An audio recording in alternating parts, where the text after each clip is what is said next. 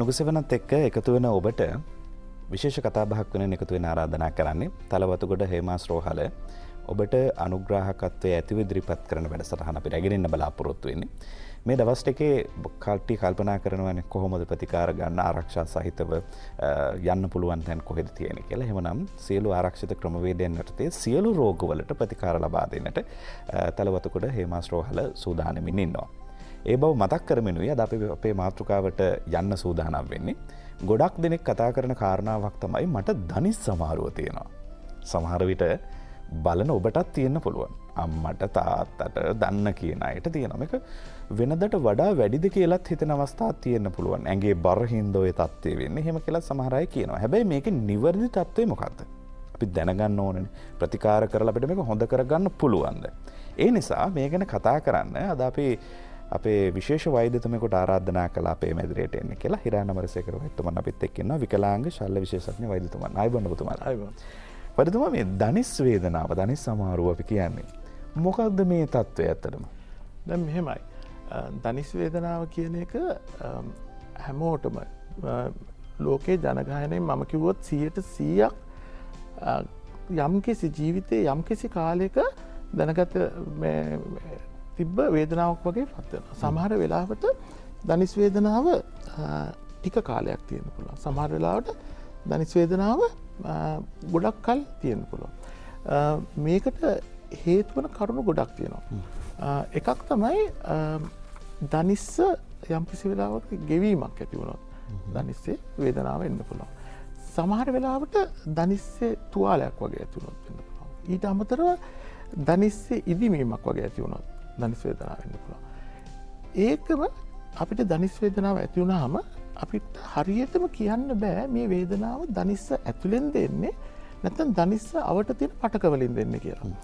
එතකොට ධනිස්ස ඇතුලේ තියෙන සමහර පටක ඉදිමෙනකොට වෙන්න පුළුවන්. සමහරට ධනිස්ස ආශ්‍රිතව තියෙන පේශි, කණ්ඩරා ඉදිමෙනකොට වෙන්න පුළුවන්. ඒකම ධනිස්සෙන් ඈත තියෙන සමහරට උකුල් අටේ වේදනාව ධනිස්ස වෙත යන්න පුළුවන්. අපි ඒකට රිෆර්ඩ් පේන් කියලා කියනවා. සමහර වෙලාවට කොන් දෙකක්ම කකුල දිගේ ගිහිල්ලා ධනිස්ස වෙතට යනවා. එතකොට ධනිස්ස වේදනාව එනකොට රෝගියෙක් වශයෙන් අපි කාටත් ඉස්ලාම් පැහැදිලි කරගත යුතුයි මේ වේදනාව ඇත්තටම ධනිස්සෙන් දෙන්නේ ධනිස්ස ආශ්‍රිතවද නැත්නම් වෙන තැනකින්ද එන්නේ කියලා. මේකම මේකට හේතු වන කාරණාත් ගොඩක් තියෙනවා. උදාහරණයක් වශයෙන් අපි කියනවා පටකයක් ඇතුලේ ඉදිමෙනකොට ඒකට අපි කියනවා ආතරයිටිස් කියලා. මේ ආතරයිටිස් කියන එක ඇත්තටම එක වර්ග ආතරයිටිස් වගේ වර්ග තියෙනවා. ඔයතුමා මම ඔබතුමාට බාධා කිරීමක් කරනවා. දැන් අර ගෙවීමකට ලක් වුණා කියලා කිව්වනේ ඔබතුමා. ඔව්. වෙන්න පුළුවන් ධනිස්ස තුවාලයක් කළා රිදෙන්න පුළුවන්, ගෙවීමකට ලක් කළා රිදෙන්න පුළුවන් කියලා. මොකද්ද ඔය ධනිස්ස ගෙවෙනවා කියලා කියන්නේ? දැන් මෙහෙමයි. මම ගත්තොත් මේක මේ ධනිස්ස ආකෘතිය. මේ තියෙන අපේ කලවාස්තිය. හරි. මේ තියෙන්නේ පාදාස්තිය. ධනිස් සංදිය හැදිලා තියෙන්නේ මේ අස්ති දෙක අතර. එතකොට මේ අස්ති දෙක අතර තියෙන සංදිය ගත්තාම ඒක ආවරණය වෙලා තියෙනවා කාටිලේජ් එකකින්. ඒ ආවරණය වෙලා තියෙන කාටිලේජ් එකකින් ඒ කාටිලේජ් එක ඇත්තටම කියනවා නම් ඊටාම මෘදු පටකයක්. ඒකින්ද තමයි ධනිස්ස අපිට හොඳට නවන්න දිගාරින්න පුළුවන්.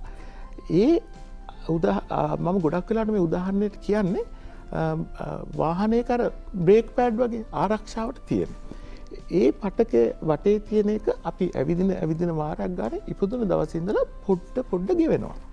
ගෙවිලා ගිහිල්ලා යම්කිසි අවස්ථාවක ඒක සම්පූර්ණයෙන් ගෙවුනට පස්සේ ඒකේ ස්නායු අන්ත ඊළඟට මේ අස්තිය මතුවෙනවා. ඊට පස්සේ අස්තිය ඇතිල්ලෙන්න පටන් ගන්නවා. අන්න ඒ වෙලාවට තමයි ගොඩක් වෙලාවට මේ කැක්කුම එන්නේ.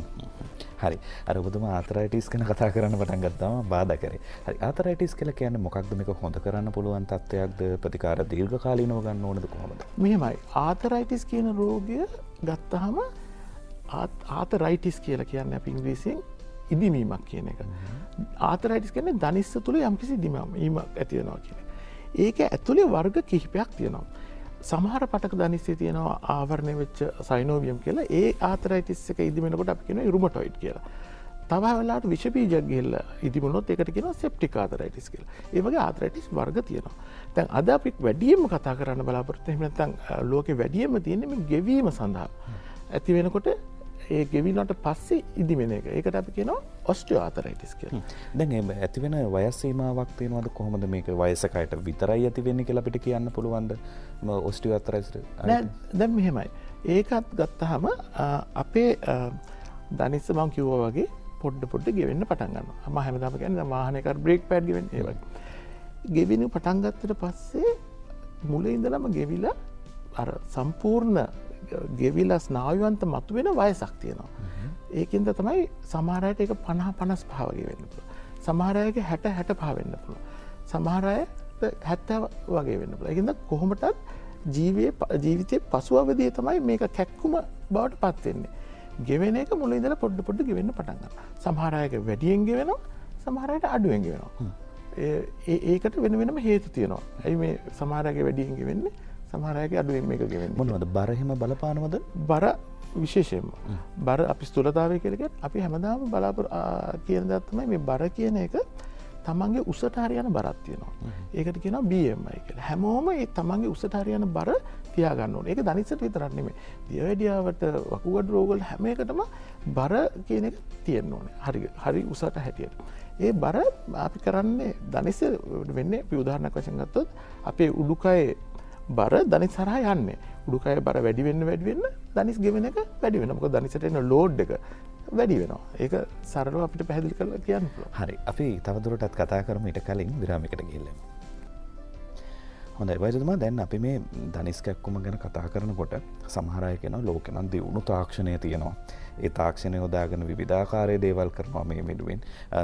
දනිස් බද්ධ කිරීම වගේ දේවලුත් කරලා තියෙනවා එහෙම කියලා. දැනට කොහොමද ලංකාවෙත් මේ තත්ත්වය තියෙනවද? ඔබතුමාලත් මේට සම්බන්ධද කියන්නකෝ අපිට. ඔව් දැන් මෙහෙමයි. අපිට දනිස්සක් ගෙවෙන්න පටන් ගත්තට පස්සේ එහෙම ඔස්ටියෝආතරයිටිස් හැදුනට පස්සේ ඒකේ මුල් අවධියේදී අපිට කරන්න පුළුවන් සරල දේවල් තියෙනවා. හරි ව්‍යායාම කළා. එහෙම නැත්නම් බර අවශ්‍ය ප්‍රමාණයට පාලනය කරලා. ඒකම පෝෂණ ද්‍රව්‍ය පාවිච්චි කළා අපිට ගෙවෙන එක අඩු කරන්න පුළුවන්. මුලදී ගෙවෙන්න පටන් ගත්තාම අපිට සරල දේවල්, ඒ කියන්නේ ඔපරේෂන් මාර්ගයට යන්න ඉස්සෙල්ලා කරන්න පුළුවන් දේවල් තියෙනවා. සමහර වෙලාවට අපි නී ගාඩ් එකක් ආරක්ෂාවෙන් දාන්න පුළුවන්. එහෙම නැත්නම් වේදනානාශක తాවකාලිකව ගන්න පුළුවන්. දීර්ඝ කාලීන නෙමෙයි. ඒ වගේ පොඩි දේවල් කරන්න.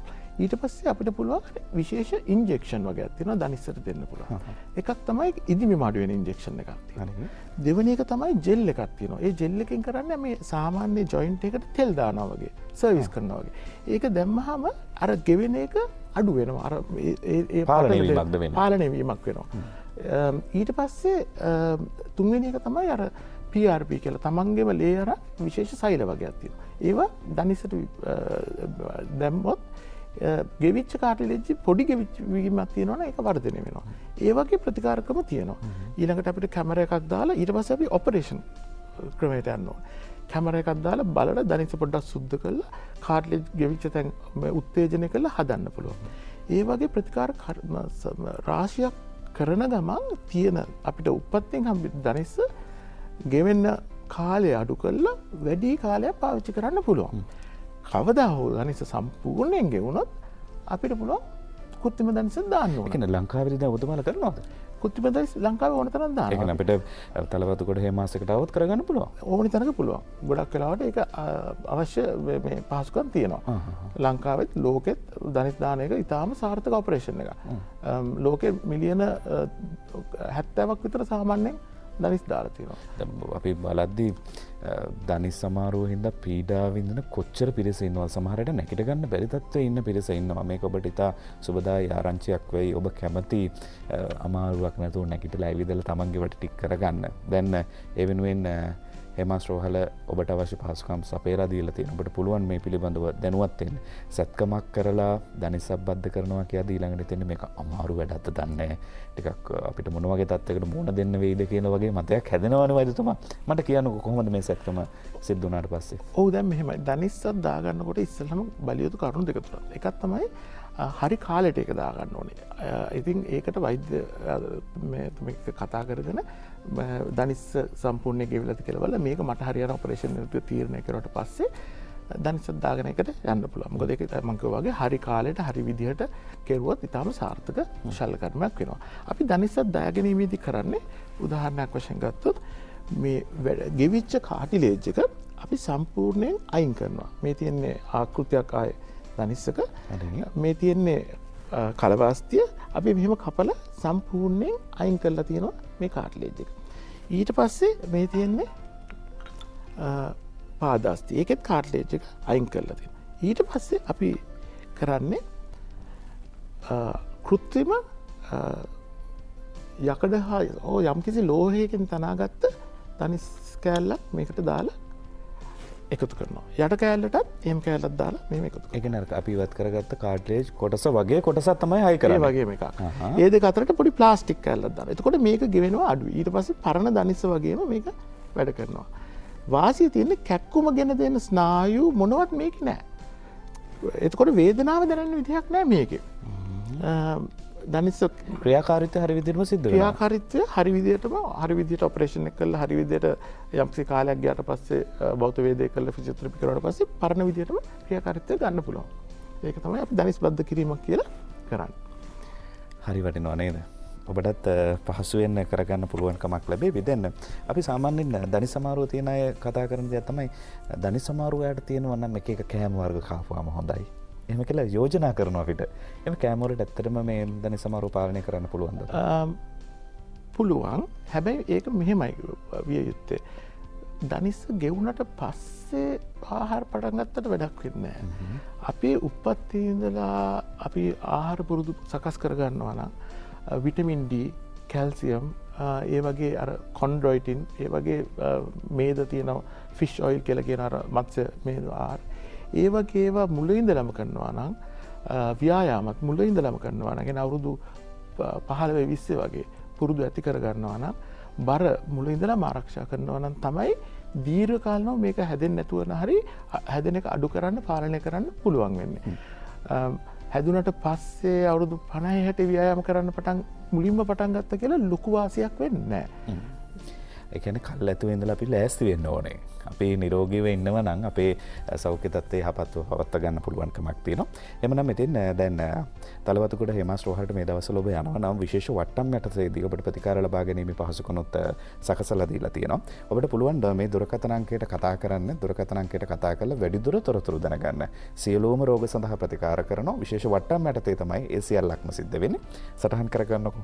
දැන් දනිස් සමාරුව තියෙන අය ලියාගෙන කතා කරන්න මේ අංකෙට 076 302 25 35 076 302 25 35 මේ දුරකථන අංකයට කතා කරලා වැඩිදුර තොරතුරු දැනගන්න පුළුවන්. වෛද්‍යතුමා බොහොම ස්තුතියි. තව වැදගත් කතා බහක් වෙනුවෙන් අද අපිත් එක්ක එකතු වුණාට. එහෙනම් ආයිබෝන්. ආයිබෝන්.